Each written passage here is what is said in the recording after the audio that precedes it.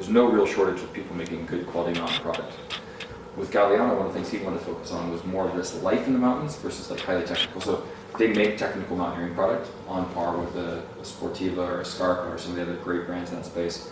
His whole focus has been with that kind of intersection of where mountain living and the technical side also meets just quality Italian production. First thing is that the bottom of the last is curved all the way through. It's not a flat last, and there's an inclination difference. So the last actually has pronation, proper pronation built into the last. So the forefoot and the heel are offset at roughly 12 degrees or something along those lines. And so if you look at the last, you can see that shape in the heel and the forefoot. The running shoe space, that's not necessarily that unique, but when you start talking about building a really stiff mountaineering boot, the concept when you have that life in mountains is that you need to be able to go through and walk from your village, down the cobblestone street, up the forest trail, then up onto the rock, then up onto the snow, then up onto the peak, and then come back down. If you have a stiff boot that's been molded on a flat last and you're going clunk, clunk, clunk, heel toe, you're wasting energy and fatigue and lack of comfort in your product. So you want to be able to have a boot, and like the great test of an Aku product is if you can put it on and you can walk down the street and it has a carbon fiber shank or a carbon fiber board and no flexibility and you can still move normally, that's kind of perfect efficiency. So the Tengu takes what they've learned from years of building mountain boots.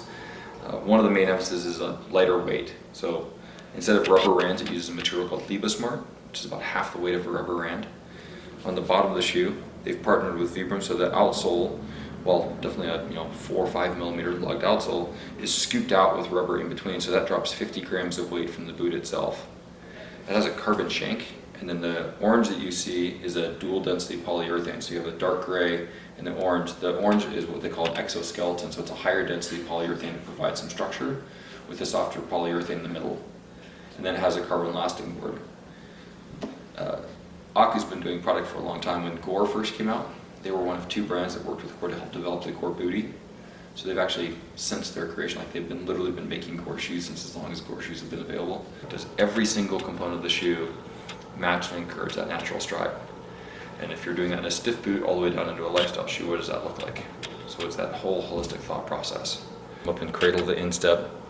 If you're looking at that shoe, and if you look at this shoe, everything too from the heels, like the heel counter, everything tends to have that curve to it to support that instead of being a straight line down the back to make sure it's going to support your natural stride.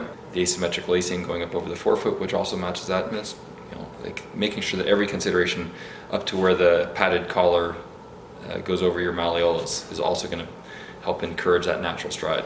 So they took one of their boots and made it on a traditional last, and then they took one and they made it on the Elica last with all the Elica process, and they put them on a treadmill left and right, same athlete. And the balance point, it's in the video, the balance point of where your pressure sits, the way that the impact across the foot, the transition of pressure is much more balanced in the Elica system versus a traditional system, even when they're doing it in their exact same product. This is called the Laval, and the Laval is named after a physical place. It's actually a valley in Europe that when everyone was putting up ski resorts, they said, we're going to pursue a summer thing. So we're going to actually, our whole thing's going to be about trekking through the valley, trekking through this nature experience, village to village.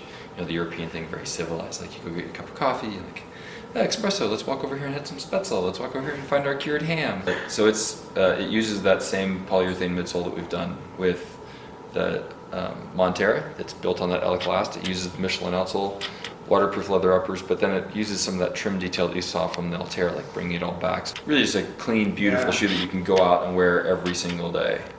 This is a really cool project. So being local there, they want to try and do a zero impact shoe. So like source everything close, make everything as environmental as possible. So they partnered with Danny, which is a local tannery, to create a chrome-free, heavy metal-free leather. And then source local laces, reground recycled EVA midsole, reground recycled EVA Vibram outsole. Even the footbed inside uses coconut husk. One of the things that works for Aku, they've had forays, they've made some product over in the Far East at one point. They've brought all that back in. They still own their own factories. So they own their factory in Italy, they own their factory in Romania.